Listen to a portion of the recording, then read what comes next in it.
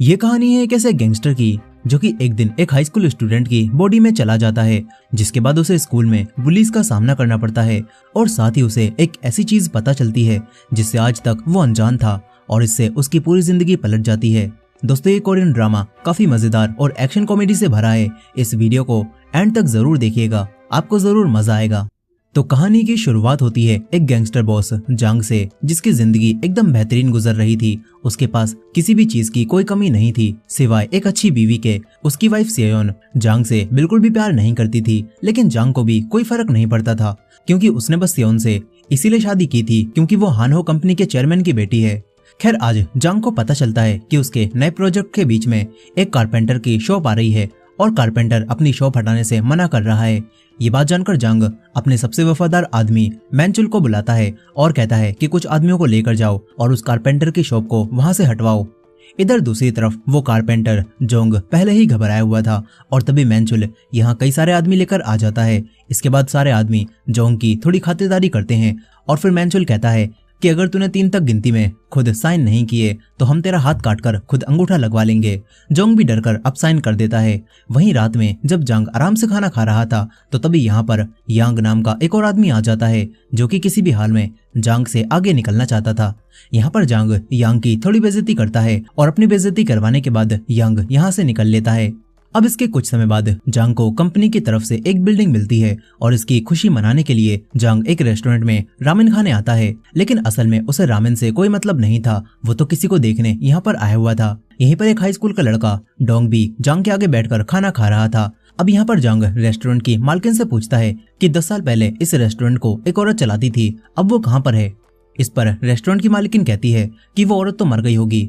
ये सुनकर जांग रामेन चखता है जो कि उसे बिल्कुल पसंद नहीं आते और फिर वो पेमेंट करके जाने वाला होता है। तभी उस लड़के डोंग के पास किसी की कॉल आती है और फिर वो जल्दबाजी में यहाँ से जाने लगता है। वो उन लेडी से कहता है कि मेरा वॉलेट कहीं पर खो गया है। ये बात सुनकर वो लेडी कहती है कि बेटा जाओ, ये अंकल है ना, ये भी तुम्हारी तरफ से पैसे दे देंगे। इसके बाद वो लेडी जांग से भी पैसे ले लेती है और कहती है कि इसके बदले में मैं तुम्हें जल्दी ही एक गिफ्ट दूंगी। अब जांग पैसे देकर यहाँ से जाने लगता है, लेकिन कूड़े की गाड़ी की वजह से वो जाम में फंस जाता है और बाहर निकलकर खड़ा होता है। और यहीं पर वो लड़का डोंग भी ऊपर छत की दीवार पर चलता हुआ एक शूज उतारने की कोशिश कर रहा था और तभी अचानक से वो नीचे जांग के ऊपर गिरता है, जिससे जांग वहीं बेहोश हो जाता है। अब इसके बाद जांग को एक हॉस्पिटल में होश आता है। नर्स उसके पास आकर कहती है कि बेटा तुम उठ गए क्या। जांग सोचता है कि ये नर्स मुझे बेटा क्यों बोल रही है। वो नर्स डॉक्टर को बुलाने चली जाती हैं। तभी जांग उठकर बाहर निकल जाता है और एक आदमी दोबारा उससे कहता है कि बेटा तुम उठ गए। जांग सोच रहा था कि ये सभी लोग पागल वागल हो गए क्या, 40 साल के आदमी को ये लोग बेटा बोल रहे हैं। लेकिन तभी उसे एक बड़ा झटका लगता है। वो अपने सामने अपनी बॉडी को देखता है जो कि बेड पर पड़ी हुई थी और वो कोमा में जा चुका था। अब इसके बाद वही कारपेंटर जोंग भी यहाँ पर आ जाता है और जांग को अपना बेटा कहने लगता है और जांग को पता चलता है कि इस वक्त उसकी आत्मा उसी हाई स्कूल के लड़के की बॉडी में आ चुकी है जो कि उसके ऊपर आकर गिरा था। ये सब देखकर जांग हैरान रह जाता है। डॉक्टर को लगता है कि डोंग यानी कि इस लड़के के सर पर गिरने से चोट लगी है, इसीलिए वो थोड़ा सा अजीब बिहेव कर रहा है। यहीं पर कारपेंटर जोंग कहता है कि मेरे बेटे का बोलने का तरीका भी बिल्कुल बदल गया है। वो कहते हैं कि डोंग मैं तुम्हारा डैड हूँ, क्या तुम मुझे नहीं पहचान पा रहे। लेकिन जांग कहता है कि ओए बुड्ढे, अपने हाथ मुझसे दूर रख, मैं तेरा बेटा नहीं हूँ। डॉक्टर कहती हैं कि शायद इसके दिमाग पर चोट लग गई है, ये कुछ समय में खुद ही ठीक हो जाएगा।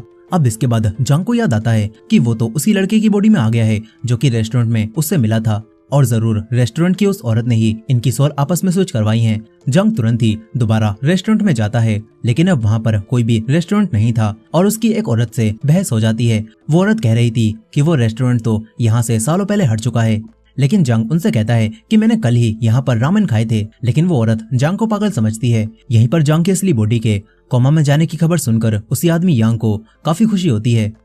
इधर जांग अपने घर पहुंचता है और देखता है कि उसकी वाइफ रो रही है। जांग को लगता है कि शायद उसकी वाइफ को जांग के कोमा में जाने से काफी दुख हो रहा होगा, लेकिन असल में वो अपना नेकलेस टूट जाने की वजह से रो रही थी। अब तभी जांग की वाइफ उसे देखकर डर जाती है। जांग कहता है कि मैं तुम्हारा पति हूँ, मैं जांग हूँ, लेकिन उसकी वाइफ को यकीन नहीं होता। वो अलार्म बजाकर एक तलवार उठा लेती है। तभी गार्ड्स यहाँ पर आकर जांग को पुलिस के हवाले कर देते हैं। फिर ऑफिसर जांग से कहता है कि तुम उस घर में क्यों गए थे, क्या तुम वहाँ पर चोरी करने वाले थे।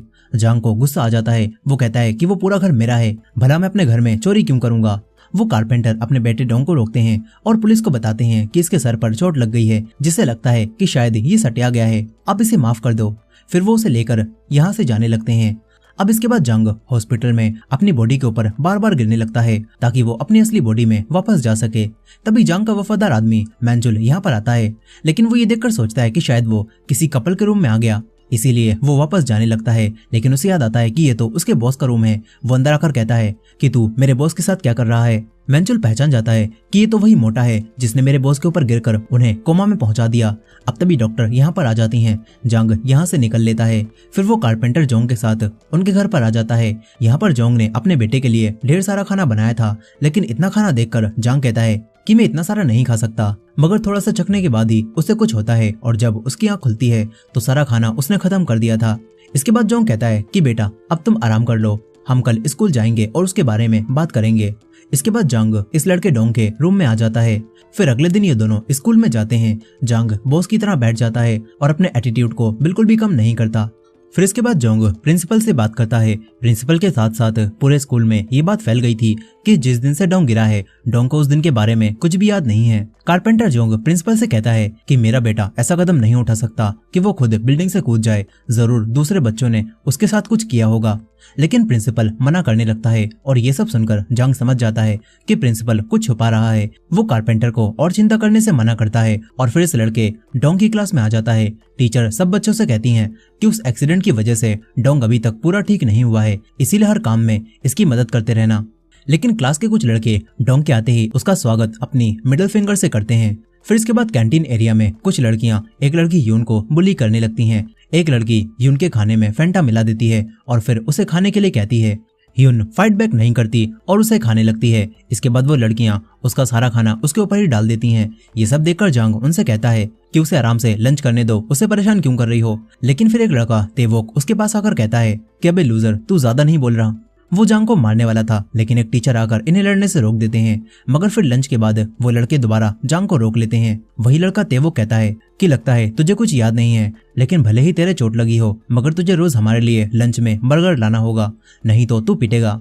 लेकिन जंग उल्टा उसके एक थप्पड़ जड़ देता है। इसके बाद जंग दोबारा उसके एक और मारता है और तीसरे में वो लड़का तेवोक भी डरने लगता है। फिर जंग कहता है कि मुझे एक बात बता, इस लड़के डोंग ने यानी कि मैंने तेरे साथ कुछ किया था क्या, जो तू इसे यानी कि मुझे बुली कर रहा है, या फिर ये यानी कि मैं बस एक आसान टारगेट था। ये बात सुनकर तेवोक कहता है कि मोटे, तू बहुत आसान टारगेट था, इसीलिए हम तुझे बुली करते थे। ये सुनकर जंग उसके एक और थप्पड़ जड़ता है और फिर उसके दोस्तों को भी मारकर जाने लगता है। तभी उसे एक और लड़का किमजे दिखता है जो कि इनसे डरकर इनके लिए खाने का सामान लाया था। लेकिन क्योंकि अब उसने इन बुलीज को पीटते हुए देख लिया था, इसीलिए ये लोग उसे बाथरूम में ले जाकर उसे पीटने लगते हैं और कहते हैं कि अगर तूने ये बात किसी को भी बताने की कोशिश की तो तेरी खैर नहीं। ये लोग किमजे की पैंट उतारकर उसकी वीडियो बनाने वाले थे ताकि बाद में किमजे को ब्लैकमेल किया जा सके। तभी पीछे से जांग बाहर निकलता है और जांग इन सभी को अपने पेट की शक्ति से जमीन पर गिरा देता है। इसके बाद वो तेवोक का फोन ले लेता है और देखता है कि इसमें तो इस लड़के यानी कि डोंग की कई सारी फोटोज हैं जिसमें वो बुली हो रहा है। जांग उस लड़के के फिर से एक थप्पड़ जड़ता है और कहता है कि मैं तेरा फोन कुछ समय बाद वापस कर दूंगा। अब इसके बाद वो घर आकर फोन को चेक करता है और जांग को इसमें एक वीडियो मिलती है जिससे उसे पता चलता है कि ये सारे लड़के मिलकर उस दिन डोंग को बुली कर रहे थे। उन्होंने उसी लड़की यून का जूता एंटीना पर लटका दिया था और डोंग को दीवार पर चलते हुए उसे उतारने के लिए कहा था, और यही चीज करते हुए ये लड़का डोंग जांग के ऊपर गिर गया था। जांग को अब सब कुछ पता चल चुका था कि इस लड़के डोंग के साथ क्या हुआ था। वहीं पर तेवोक का बॉस अब उसे और उसके दोस्तों को मारने लगता है क्योंकि तेवोक ने अपने फोन से वो वीडियो डिलीट नहीं की थी। और तभी जांग यहाँ पर आकर उस लड़के को धमकाते हुए कहता है कि मैंने उस वीडियो की एक कॉपी बना ली है, इसीलिए अब मुझसे दूर रहना, नहीं तो तुम्हारे लिए अच्छा नहीं होगा। ये बोलकर जांग उसी लड़के किमजे के साथ जाने लगता है। वहीं दूसरी तरफ जांग की वाइफ अपने पति के कोमा में जाने का फायदा उठा रही थी। तभी यांग इन दोनों के सामने आ जाता है। यांग इन दोनों से कहता है कि मैंने तुम्हारी फोटोज ले ली हैं जिसमें तुम दोनों साथ थे, और अब मैं ये फोटोज चेयरमैन हान को भेजने वाला हूँ। जांग की वाइफ कहती है कि डायरेक्ट मुद्दे पर आ, आखिर तू क्या चाहता है। इधर दूसरी तरफ जांग अब दोबारा हॉस्पिटल में अपनी बॉडी के पास आ जाता है जहां उसका वफादार आदमी मैनचुल उसके पास बैठा हुआ था। वो दोबारा जांग को देखकर कहता है कि अबे मोटे, मैंने तुझसे कहा था ना, दोबारा मेरे बॉस के आसपास भी मत भटकियो। जांग ये सुनकर उसके अखरोट चटकाता है और फिर उसे बताने लगता है कि मैं ही तेरा बॉस हूँ। वो मैनचुल को कई सारी बातें बताता है जो कि सिर्फ जांग को पता हो सकती थी। इससे अब मैनचुल को भी यकीन आ जाता है कि ये मोटा ही उसका बॉस है। फिर अपनी भूख मिटाते हुए जांग मेंचुल से पूछता है कि आखिर तुम मेरी बॉडी के आसपास क्यों थे। इस पर मेंचुल बताता है कि एक रूमर फैली हुई है कि वो आदमी यांग आपको हॉस्पिटल में मरवाना चाहता है, इसीलिए मैं आपकी बॉडी की रक्षा कर रहा था। अब इसके बाद अगले दिन स्कूल में जांग से एक लड़की टकरा जाती है। वो तेजी में कहीं पर जा रही थी और वो अपना टेडी बेयर नीचे गिरा देती है। जांग उसके पीछे जाता है और उसका टेडी बेयर उसे वापस करता है। ये वही लड़की योन होती है। वो कहती है कि डोंग, तुम्हारी याददाश्त सच में चली गई क्या? तुम मुझे पहचान भी नहीं रहे। अब तभी इस लड़की यून की माँ यहाँ पर आ जाती हैं। जांग उन्हें देखकर हैरान रह जाता है क्योंकि असल में ये औरत मीसुन जांग का पहला प्यार थी। मीसुन जांग को देखकर कहती है कि अरे बेटा डोंग, ये तो तुम ही हो ना, तुम कितने बड़े हो गए हो। जांग कहता है कि मीसुन तू यहाँ पर क्या कर रही है। ये सुनकर मीसुन उसकी एक लगाती है और कहती है कि तुझे बात करने की तमीज नहीं है क्या? तुम इतने छोटे होकर मुझे मेरे नाम से बुला रहे हो। मीसुन उसे मारने लगती है और यहाँ से भगा देती है। फिर जांग अपने और मीसुन के पुराने पलों को याद करने लगता है और सोचता है कि मीसुन अगर यून की माँ है तो उसका बाप कौन है। फिर वो स्कूल के दौरान यून के कुछ बाल तोड़ लेता है और डीएनए टेस्ट से उसे पता चलता है कि यून उसकी ही बेटी है जिसे स्कूल में बुली किया जाता है। ये सब जानकर अब उसे गुस्सा आने लगता है। अगले दिन स्कूल में वही लड़कियां दोबारा से उसकी बेटी यून को परेशान करने लगती हैं और कहती हैं कि तूने ही हमारी लिपस्टिक चुराई है ना। वो उसका बैग चेक करती हैं। ये देखकर जांग कहता है कि तुम्हारी लिपस्टिक मैंने चुराई थी, वो मुझे चाहिए थी, लेकिन वो मुझे पसंद नहीं आई, इसीलिए मैंने उसे फेंक दिया। इस तरह जांग यून को बचा लेता है, लेकिन वो देखता है कि उसकी बेटी रो रही है। इसीलिए अब जांग मेंचुल को उन्हीं लड़कियों की फोटो दिखाकर कहता है कि इन लड़कियों ने मेरी बेटी को परेशान किया है, इन्हें अच्छा सबक सिखाओ और इनकी कई सारी हड्डियां तोड़ दो। लेकिन मेंचुल कहता है कि बॉस, हम ऐसा नहीं कर सकते, ये तो हाई स्कूल की लड़कियां हैं और ये हमसे कितनी छोटी भी हैं। शायद यून को ये बात खुद ही स्कूल में संभालनी चाहिए। ये बात जानकर अब जांग मीसुन से बात करता है। मीसुन नहीं जानती थी कि इस लड़के के अंदर उसके पहले प्यार की आत्मा है। वो इसे डोंग ही समझ रही थी। जांग उसे सब बताता है और कहता है कि टीचर्स भी बुलिंग को इग्नोर कर रहे हैं। मीसुन परेशान होने लगती है। उसे समझ नहीं आता कि उसे क्या करना चाहिए। वो कहती है कि ये सारी गलती उस आदमी जांग की है। उसे कोई अंदाजा भी नहीं होगा उसकी बेटी और मैं किन चीजों से गुजर रहे हैं। अब अपने आप को बुरा भला सुनकर जांग कहता है कि तुम चिंता मत करो, मैं स्कूल में सब संभाल लूंगा। वहीं जांग की वाइफ अब यांग के साथ मिल चुकी थी। वो अपने डैड यानी कि चेयरमैन को बताती है कि जांग ने 3 बिलियन वॉन का घोटाला किया है। वो चेयरमैन हान को कुछ पेपर्स भी दिखाती है। इधर जांग अब डिसाइड करता है कि उसे अपनी बेटी को बचाना होगा, साथ ही उसे इस लड़के की बॉडी को भी शेप में लाना होगा। इसलिए अब जांग जिम में प्रैक्टिस करने लगता है और मीसुन ने यून को भी यहाँ भेज दिया था, लेकिन यून कहती है कि मैं तुम्हारे साथ यहाँ पर फाइटिंग की प्रैक्टिस नहीं करने वाली। वो जाने लगती है, मगर मेंचुल इनका नया टीचर बनकर उसे रोक लेता है और फिर इन दोनों को फाइटिंग की ट्रेनिंग देने लगता है। कुछ ही दिनों में यून बहुत अच्छी फाइटर बन जाती है और साथ ही जांग भी अपना वजन घटाकर शेप में आ जाता है।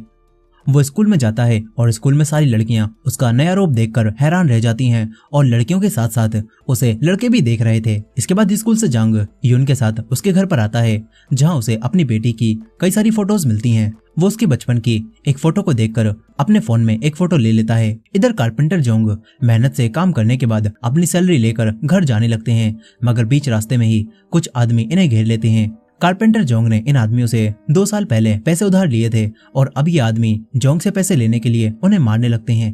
तभी यहाँ पर जांग आ जाता है। जांग ये देखकर इन आदमियों से फाइट करने लगता है, लेकिन उसके डैड उसे पकड़ लेते हैं और सारी मार खुद खाते रहते हैं। फिर इन आदमियों का बॉस कहता है कि तुम्हारे पास सिर्फ 1 हफ्ते का टाइम है, 1 हफ्ते में मुझे 80 मिलियन वॉन लाकर देना। ये बोलकर वो चले जाते हैं। जांग देखता है कि कारपेंटर जोंग तो बेहोश हो चुके हैं। अब इसके बाद मेंचुल अकेले ही उन आदमियों के अड्डे पर पहुंच जाता है। मेंचुल अकेले इन सभी से फाइट करता है और इनकी हड्डी पसली चटकाने के बाद वो इनसे कहता है कि उस कारपेंटर जोंग ने 2 साल पहले तुमसे 5 मिलियन लिए थे ना, और अब तुम उससे 80 मिलियन मांग रहे हो। उसका कर्जा कम कर दो, नहीं तो तुम्हारे लिए अच्छा नहीं होगा। वो आदमी भी डरकर मेंचुल की बात मान लेता है। इधर जांग कारपेंटर जोंग के लिए अपने हाथों से खाना बनाता है और ये देखकर जोंग को काफी खुशी होती है कि उनके बेटे ने उनका इतना ख्याल रखा। वो बताते हैं कि मुझे उन आदमियों की कॉल भी आई थी, उन्होंने मेरा कर्जा घटा दिया है। अब इसके बाद स्कूल में जांग अपनी बेटी की फोटो देखकर खुश हो रहा था। यहीं पर वो लड़कियां दोबारा अब यून के पास आकर उसे परेशान करने लगती हैं, लेकिन इस बार यून उनसे नहीं डरती। वो उन्हें पकड़कर मारने लगती है और इन लड़कियों को धमकाकर चली जाती है। जांग को ये देखकर काफी खुशी होती है कि उसकी बेटी भी बिल्कुल उसकी तरह है।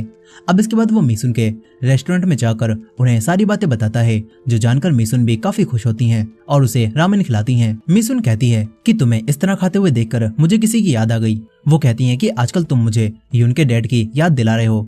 अब तभी कुछ कस्टमर्स मिशन को छेड़ने लगते हैं। ये देखकर जांग को गुस्सा आ जाता है। वो उस आदमी के पास जाकर उससे बहस करने लगता है और बात हाथापाई पर आ जाती है। जांग मिशन को किचन में भेजता है और फिर अकेले इन लोगों को बचाने लगता है। वो एक आदमी को पकड़कर कहता है कि तूने मेरी औरत को हाथ भी कैसे लगाया। जांग उसे बुरी तरह मारने लगता है। मिशन बाहर आकर उसे रोकती है और कहती है कि इस तरह तो ये आदमी मर जाएगा। फिर वो कहती है कि आखिर तुम कौन हो और तुम मुझे बार बार अपनी औरत क्यों बोल रहे हो। इसके बाद जांग उसे सब बताता है कि उसकी आत्मा इस लड़के की बॉडी में आ गई है, लेकिन मिशन को इन बातों पर जरा भी यकीन नहीं हो रहा था। ये सुनकर जांग उसे बताने लगता है कि तुम्हारे पेट के साइड में एक तिल है और अगर तुम चाहो तो मैं तुम्हें इससे भी ज्यादा प्राइवेट बातें बता सकता हूँ जो कि सिर्फ मैं ही जानता हूँ। ये बात सुनकर मिशन घबरा जाती है। फिर वो पूछती है कि बताओ हम पहली बार कहाँ पर मिले थे और हमारा ब्रेकअप कहाँ पर हुआ था। जांग उसे सब बताता है और कहता है कि जब तुम मुझसे आखिरी बार मिलने आई थी तो तुमने मुझे बताया क्यों नहीं कि तुम प्रेग्नेंट हो। मैं तुम्हें कभी भी नहीं छोड़ता। मिशन को यकीन हो जाता है कि यही जांग है। वो कहती हैं कि अब तुम वापस क्यों आए हो और यून तुम्हारी बेटी नहीं है, मैंने अकेले उसे पाला है। आखिरकार तुम अब भी गैंगस्टर हो, इसी वजह से तो मैंने तुम्हें छोड़ा था। मिशन जांग को यहाँ से जाने के लिए कहती है। जांग को भी मजबूरी में यहाँ से जाना पड़ता है। तभी मिशन उस दिन को याद करने लगती है जब वो जांग से आखिरी बार मिलने गई थी। वो जांग को सच बताने वाली थी, लेकिन जांग ने ही उसे पहले छोड़ दिया था क्योंकि उसकी शादी चेयरमैन की बेटी से हो रही थी, जिससे उसे ढेर सारे पैसे मिलते। ये सब याद करके अब मिशन को गुस्सा आ जाता है। फिर अगले दिन स्कूल में जांग यून के साथ बैठा हुआ था। तभी एक अमीर लड़का यून के पास आकर कहता है कि क्या आज तुम मेरी बर्थडे पार्टी में आओगी। वो यून को इनवाइट कर रहा था और ये देखकर यून तो हैरान रह जाती है क्योंकि यून इस लड़के को पसंद करती थी। और जैसे ही जांग को इस बात का एहसास होता है कि उसकी बेटी इस लड़के को पसंद करती है, जांग यहाँ से उठकर चला जाता है। वही मिशन अब भी ख्यालों में खोई हुई थी और तभी जांग उसके पास मैसेज करके उसे मिलने के लिए बुलाता है। इधर अगले दिन यून उसी अमीर लड़के के विला में पार्टी में आ जाती है। यहीं पर जांग का स्कूल का दोस्त भी उन्हीं गुंडी लड़कियों के बीच में फंस चुका था और तभी वो लोग बात करती हैं कि आज तो यून गई, उसे पता भी नहीं होगा कि आज उसे पार्टी में क्यों बुलाया गया है। जांग का दोस्त ये सारी बातें सुन लेता है। इधर मिशन अब जांग से मिलने आ जाती है। जांग मिशन से मिलकर उसे समझाने लगता है कि जो उसने पास्ट में मिशन के साथ किया उसके लिए वो शर्मिंदा है और अब वो मिशन के साथ रहना चाहता है, लेकिन मिशन नहीं मानती और कहती है कि ये मुमकिन नहीं है और तो और तुम पहले से शादीशुदा हो। आसपास के लोग ये सुनकर हैरान होते हैं कि ये बच्चा इतनी सी उम्र में शादीशुदा है और इसका अफेयर भी चल रहा है। मिशन अब जाने लगती है। तभी जांग उसे रोककर किस करने लगता है और ये देखकर मिशन उसके एक थप्पड़ मारती है। आसपास के लोग सदमे में पहुंच चुके थे कि आखिर ये सब क्या चल रहा है। मिशन अब जांग को पकड़कर पुलिस के पास ले जाने लगती है। जांग उससे माफी मांगता है। तभी उसके पास उसके स्कूल के दोस्त की कॉल आती है जो कि बताता है कि शायद आज यून खतरे में है। और ये बात जानकर जांग अब कार चलाते हुए यून की क्लास की उन्हीं लड़कियों से लोकेशन पूछता हुआ पार्टी में जाने लगता है। इधर वो अमीर लड़का यून को जबरदस्ती ड्रिंक पीने के लिए कहता है। यून नहीं मानती और तभी वो अपना असली रूप दिखाता है और कहता है कि मैंने तुम्हें ऐसी पार्टी में ऐसे ही नहीं बुलाया। वो यून के ऊपर ड्रिंक डाल देता है। कुछ समय बाद जांग भी यहाँ पहुंच जाता है। वो बाहर खड़े हुए गार्ड्स को मारता है और फिर अंदर आकर यून को ढूंढने लगता है। कुछ लड़के यून को छेड़ रहे थे। जांग उसे लेकर जाने लगता है, लेकिन वो लड़के बीच में आ जाते हैं। जांग एक लड़के की गर्दन को तोड़ता है और बाकी लड़कों से फाइट करने लगता है। देखते ही देखते वो सबको मारकर ढेर कर देता है। एक लड़का फाइटिंग में थोड़ा बेहतर था, लेकिन 3-4 पंच खाने के बाद वो भी गिर जाता है। उन्हीं गुंडी लड़कियों में से एक लड़की ये देखकर जांग पर फिदा हो जाती है। इधर यून अब उस अमीर लड़के से अपने आप को छुड़ाती है और उसके अखरोट चटकाकर पूल में फेंक देती है। इसके बाद दोनों यहाँ से चले जाते हैं। अब अगले दिन मैंचल जांग की असली बॉडी को देखने जा रहा था तो कुछ आदमी उसे बाहर ही रोक लेते हैं और कहते हैं कि चेयरमैन का ऑर्डर है, कोई भी जांग से नहीं मिल सकता। इसके बाद मैंचुल जांग को आकर सब कुछ बताता है कि तुम्हें तुम्हारी वाइफ ने यांग के साथ मिलकर झूठे इल्जाम में फंसा दिया है और अब चेयरमैन सोचते हैं कि तुमने 3 बिलियन वॉन का घोटाला किया है और जब तुम भाग रहे थे तभी तुम्हारा एक्सीडेंट हो गया। जांग सोचता है कि अब उसे क्या करना चाहिए। इसके बाद मैंचुल जांग के कहने पर चेयरमैन को एक लेटर पहुंचाता है।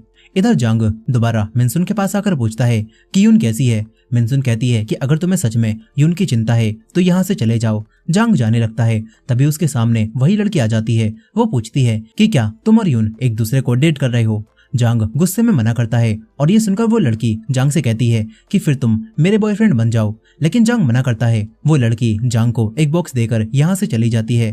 तभी यून यहाँ पर आ जाती है। वो ये देखकर कहती है कि क्या तुम उस लड़की को डेट करोगे, लेकिन जांग मना कर देता है। इस पर यून कहती है तो फिर तुम मेरे बॉयफ्रेंड बन जाओ।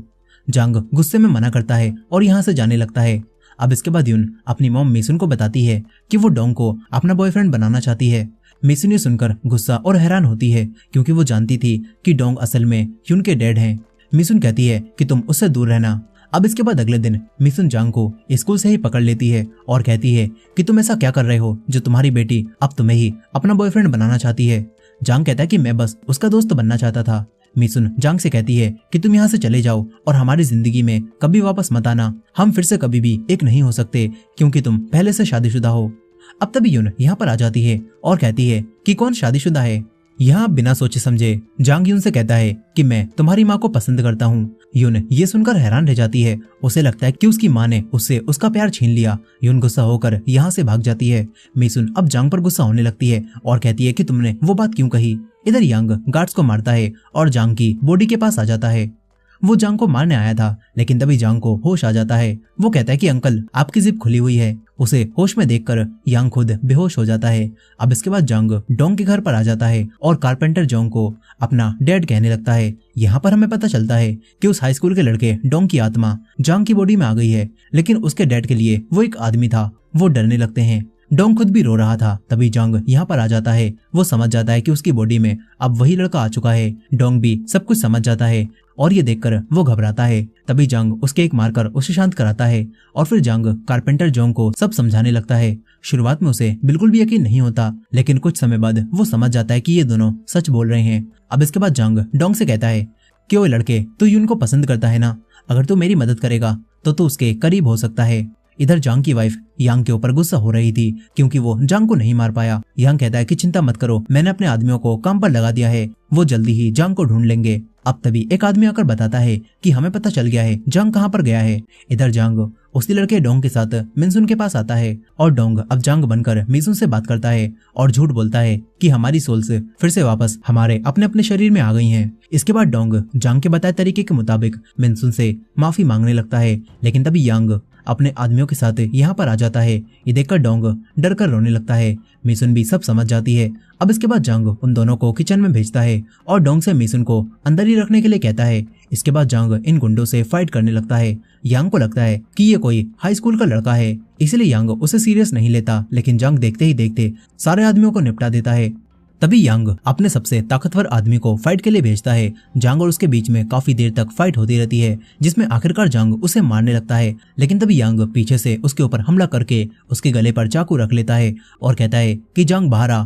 लेकिन तभी मिसुन बाहर आती है। वो सिलेंडर को चालू करके लाइटर को हाथ में पकड़ लेती है और कहती है कि अगर तुम 3 तक गिनती में यहाँ से नहीं गए तो मैं आग लगाकर हम सभी को मार दूंगी।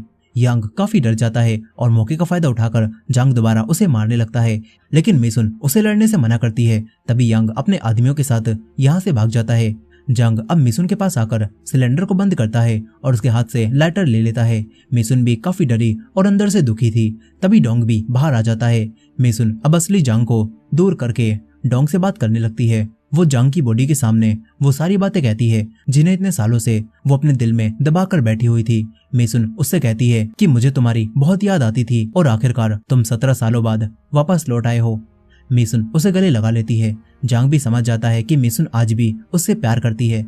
अब इसके बाद जांग की कंपनी के चेयरमैन अपनी बेटी को बुलाते हैं। चेयरमैन हान को जांग के भेजे हुए उसी लेटर से पता चल चुका था यांग के साथ मिलकर उसे फंसाना चाहती है और असल में जांग ने पैसों का कोई घोटाला नहीं किया। चेयरमैन अपनी बेटी से कहते हैं कि ये लेटर उसने एक्सीडेंट से पहले लिखा था और हमने राइटिंग भी चेक करवाई और ये राइटिंग बिल्कुल जांग की है।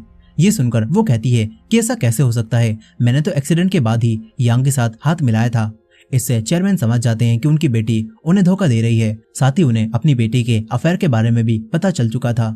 इधर अब जांग डोंग को पूरी स्क्रिप्ट समझाकर चेयरमैन के सामने इसके अकॉर्डिंग ही बोलने के लिए कहता है। इसके बाद वो लड़का डोंग जांग बनकर चेयरमैन के सामने आ जाता है। असली जांग कार में बैठकर रेडियो के जरिए डोंग को सब बता रहा था। अब तभी चेयरमैन अपनी बेटी को अपने पैसों में से 1 भी रुपया देने से मना करने लगते हैं। इससे गुस्से में आकर उनकी बेटी उन्हें बताती है कि जांग की भी एक बेटी है और उसका भी एक औरत के साथ अफेयर चल रहा है।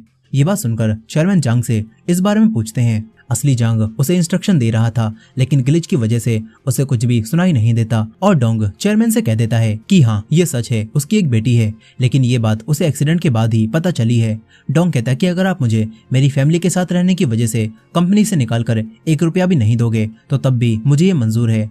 चेयरमैन भी उसके ऊपर गुस्सा नहीं करते और ये देखकर जांग की वाइफ यहाँ से चली जाती है। अब इसके बाद चेयरमैन जांग से कहते हैं कि तुम जैसा चाहो वैसा कर सकते हो। डोंग अब खुश होकर यहाँ से जाने लगता है। बाहर असली जांग ये देखकर काफी खुश होता है कि डोंग ने सारी बातें संभाल ली, लेकिन अब तभी उसकी वाइफ गुस्से में आती है और इन्हें ठोकने वाली होती है। जांग डोंग को धक्का देकर खुद गाड़ी के सामने आ जाता है, जिससे जांग काफी जख्मी हो जाता है। उसे तुरंत ही हॉस्पिटल ले जाया जाता है, जहाँ मिसुन और यून भी पहुंच जाते हैं। यहाँ पर यून जांग की असली बॉडी को देखकर कहती है कि माँ, ये मेरे डैड है ना, आपने इनकी फोटो को मुझसे छुपा कर रखा था, लेकिन मैंने वो फोटो देख ली थी। यहाँ पर असली जांग जो कि डोंग की बॉडी में था वो कहता है कि हाँ, मैं तुम्हारा डैड हूँ। यून परेशान होने लगती है और सोचती है कि ये क्या चल रहा है, कहीं मेरी माँ ने सच में मेरे दोस्त से शादी तो नहीं कर ली ना। अब तभी बात करते हुए असली जांग बेहोश हो जाता है और इसके साथ ही जांग की बॉडी में मौजूद डोंग भी बेहोश हो जाता है। फिर कुछ समय बाद जांग को ऑपरेशन रूम में होश आता है, जहाँ उसके सामने उसी रेस्टोरेंट की मालकिन होती है। इससे जांग समझ जाता है कि सोल्स स्विच करवाने में इसी लेडी का हाथ था। वो लेडी अब जांग को सोने के लिए कहती है। अब इसके बाद कहानी 6 महीने आगे जाती है, जहां डोंग अब अपनी असली बॉडी में वापस आ चुका था। वो हॉस्पिटल से डिस्चार्ज होकर स्कूल आता है तो सारे बच्चे उसकी तारीफ करने लगते हैं, क्योंकि स्कूल के सारे बुलीज ने डोंग के डर की वजह से स्कूल छोड़ दिया था और अब डोंग और यून स्कूल के नए हीरो बन जाते हैं। उसी गैंगस्टर यांग को भी पुलिस ने पकड़ लिया था और असली जांग भी अपनी बॉडी में लौटने के बाद गुंडागर्दी छोड़कर मिसुन के साथ रहने लगा था। साथ ही कारपेंटर जोंग और मैंचुल भी इन्हीं के साथ काम करने लगे थे और इसके साथ ही जांग अपनी बेटी के साथ अच्छा समय बिता रहा था। और इसी हैप्पी एंडिंग के साथ ये मूवी यहाँ पर खत्म हो जाती है। दोस्तों, आपको ये मूवी कैसी लगी कमेंट करके जरूर बताइएगा, और ये वीडियो पसंद आई हो तो वीडियो को लाइक करके हाइप कर दीजिएगा, और हमारे चैनल पर नए हैं तो चैनल को सब्सक्राइब भी कर लीजिएगा। मिलते हैं नेक्स्ट वीडियो में।